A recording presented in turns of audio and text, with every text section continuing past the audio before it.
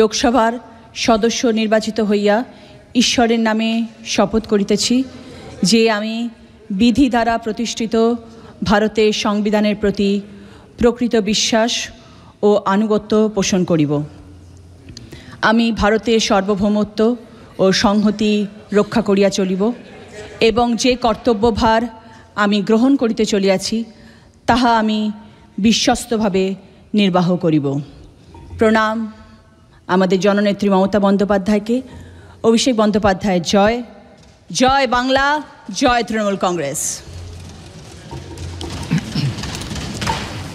Parliamentary Affairs Ministry is coming first.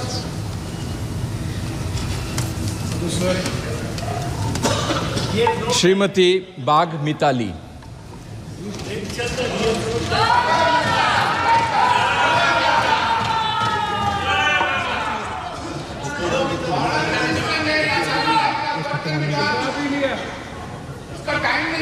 Parliamentary Affairs Minister, please.